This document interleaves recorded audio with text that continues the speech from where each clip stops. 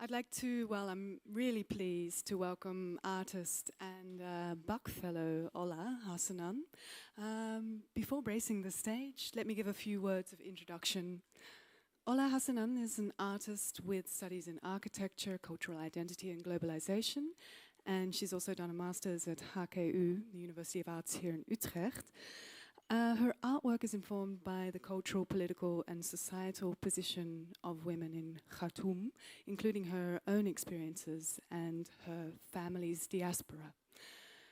Tonight, Ola's lecture performance, A Doing Family, Dialectics of Gender and Policy, comes out of her project Back and Forth, which started in 2016, right? And it's ongoing.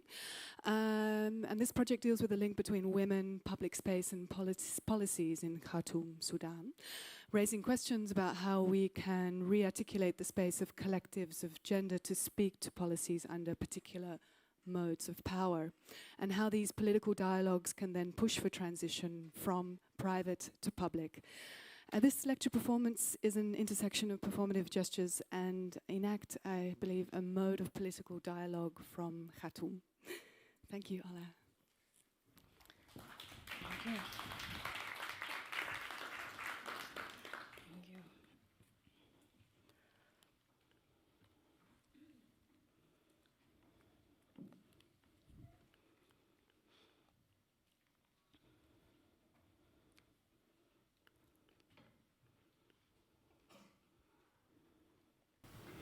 For women like us, the problem is that we've been raised a certain way and we can't even behave and practice the way that we've been raised. What does that statement imply? That what we are taught and what we know to be our concepts of truth remains in our imagined.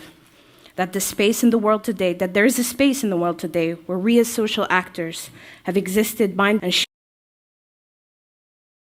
sharing beliefs and aspirations, while simultaneously enduring a global disorder that has taught us you are not compatible with the system, and that if you wish to assimilate, then you are also ineligible. I do, however, feel eligible. Out here in public, we all should feel eligible. So what exactly is this space? It is the space where gender's existence unfolds in territories in which state acts through policies produced in the name of its own preservation. And so outside of these territories, do we disappear? If we do, then what would be the conditions by which gender can strategize solutions and stage its reappearances from within these territories? Can we facilitate or put in motion a re-territorializing that would constitute our own aspirations into policies? After all, if we appear and disappear under a political condition present in the same space in which we live our lives, then merging them both somewhere might be the only connection we have between a private, which is the lives we live, and public sphere, which is a formalized eligibility of our lives. I feel only this public sphere, and define the necessities that position our part in reconciling with our situation. This project proposes a mode of engagement in which we use a process of analysis as a multiplier of different forms and domains of political action, where we can incorporate seemingly unrelated societal processes that implement understandings of an organizational dynamic. I will now tell you a story in which I shall be using an I, a figurative I, that brings her into the room, for we do not speak about her or on behalf of her. We only speak with her.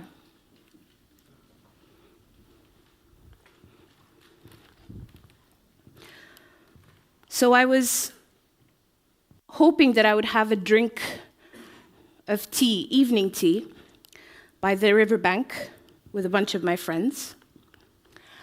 And we drove to the side of the Nile, and there where the tea ladies have set out these chairs and groups of chairs where we can sit around and have some tea.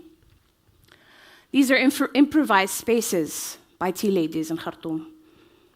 And it's a very common sighting along the river now. So we walk from our car, and we're about to sit down on some of these chairs, and we're approached by 3 officers, municipality policemen. One of them stands on the right-hand side. One of them stands right behind me. And one of them stands on my left. My friends and I, 3 girls, or women, we're in the middle. And one of my male friends is right over here. We realize what had happened.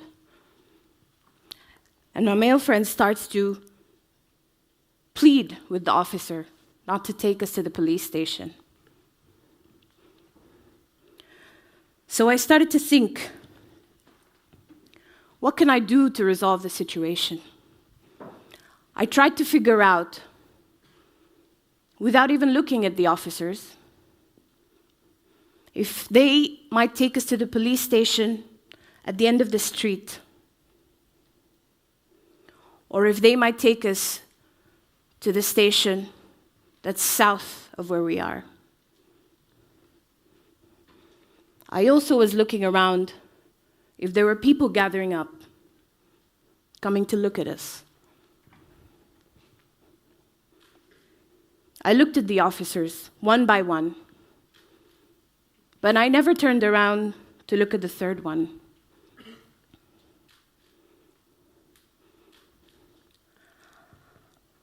I looked at my male friend who was still asking the officer, please don't take us anywhere. It's okay, we'll go back into the car and we'll leave. I was still looking around, trying to figure out if people can see this. I wanted to see where the car was, where the police car was.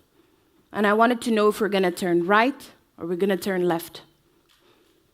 I figured if I call my mom, it'll take her 10 minutes to get to the police station at the end of the road. But then I realized that if she does actually arrive there when we arrive there, by the time we arrive there, that she cannot actually take us out of the police station. She'll have to call a male family member. Then I started to think, and this police officer kept looking at me, trying to figure out why I was so silent, while the rest were pleading with him. And I started to think that who will know? Who can come as fast as they can? How long it will take them?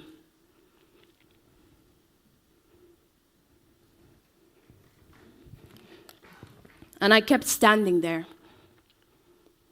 One of the police officers told me, did your family witness your departure from your house? I didn't reply, but my friend did, and I know it was an attempt of defiance. But I thought we should never speak to them. We should just remain silent.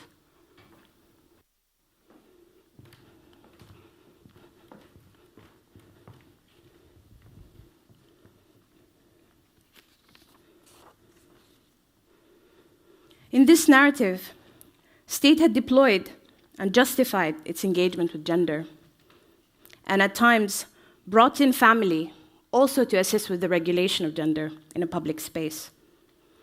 A clear spatial conversation, however, had been carved out between me and the policies, and as a result, an entire architecture of gender's mode of engagement with policies was unraveling. One can see the moments when the network of family is brought into the space, a managing of perception forming a constellation that is all working together to resolve the situation. What does the act of silently, instantaneously strategizing and improvising a collective activation around gender, and in including the network that constructs it, what does that mean in a space where both the legitimacy of the policies and the authority behind them had dissolved into one. Is this act presenting us with a gendered production that is mapping out a political existence, where a refusal to policies breeding laws of injustice is mediated? I'd like to think an architecture of activation of gendered space communicates our political stances into a public sphere. We end up doing a space of instantaneous strategy exchanges, where our imagined stories become an action that shares information and where we call upon subjectivities from different locations and reconstitute them in the space of a necessity, so we can actually live our lives in spite of it all. We do family. We refuse and always talk about our relation to power in the form of institutions, policy, and the research we do for ourselves.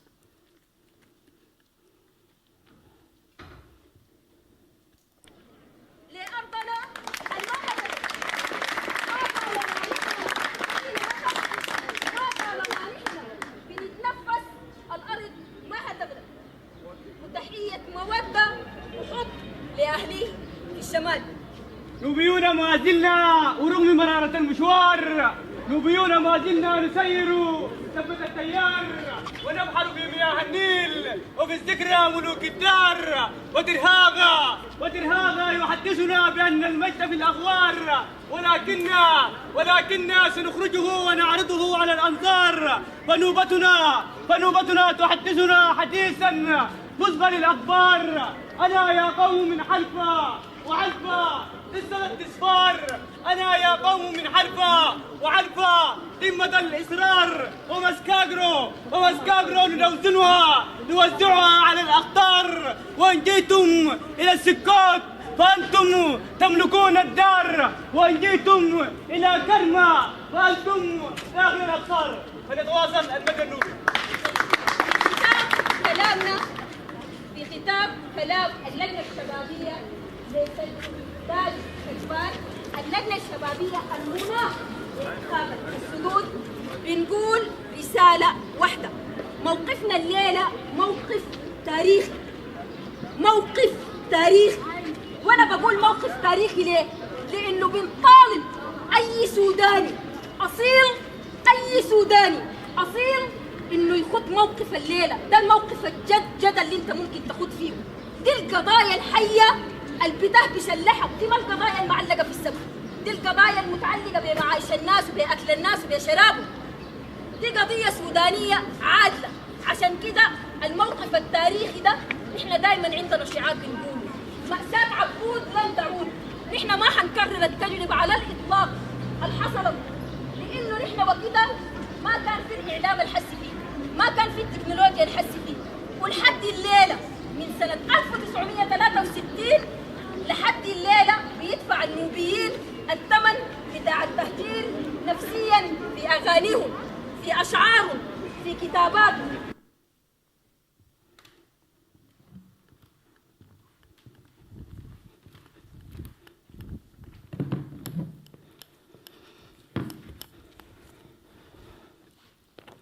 Sibling 3.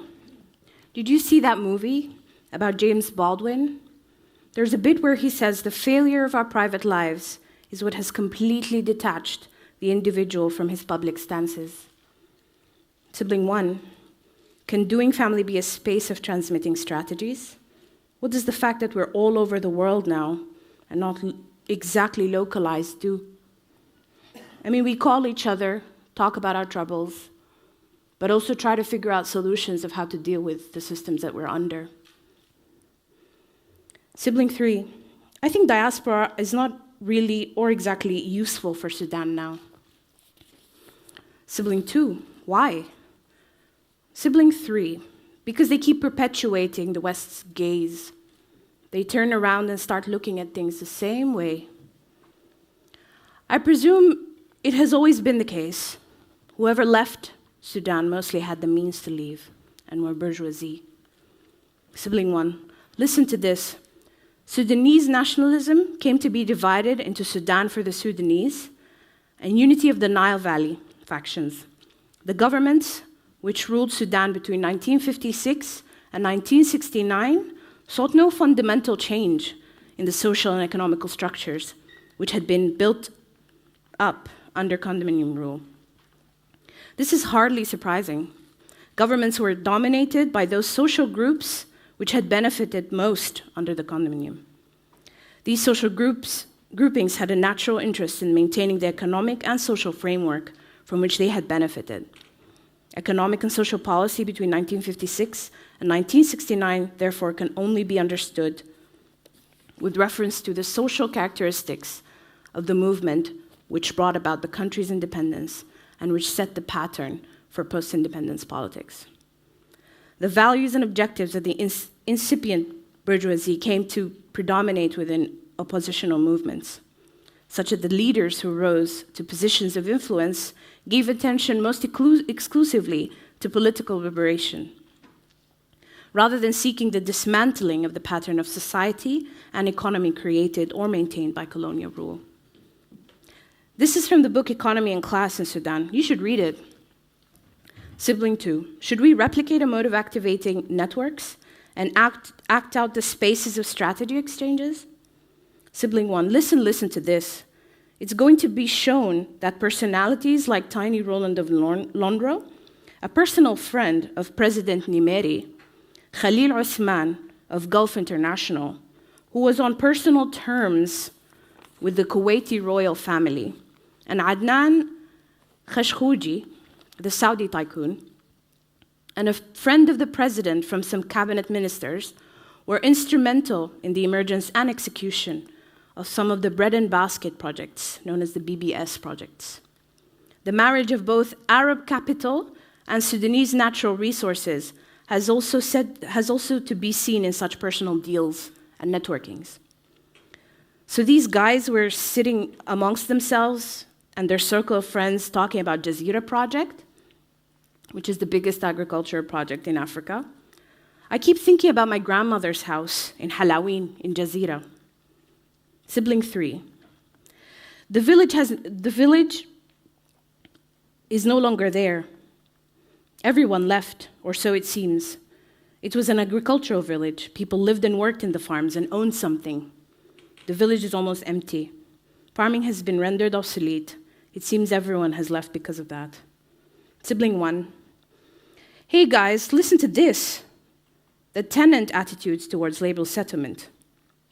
The attitudes of the tenants towards the settlement of immigration labor into the Jazeera scheme seems from the comments of the inspectors to have been on the whole positive. The sheikhs of many tenant villages helped select sites for settlements and often took charge of building houses. From the Halaween tenant villages refused to accept any settlers at all in their areas. Thus, at the time of the November 1933 census of labor settlements, there were no such settlements in the heavily populated Halaween blocks of Dulga and Istirham.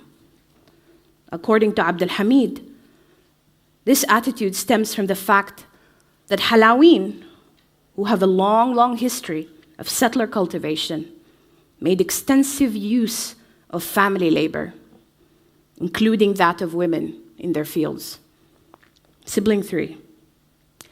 I feel we're striving and tiring towards something we're forced to believe.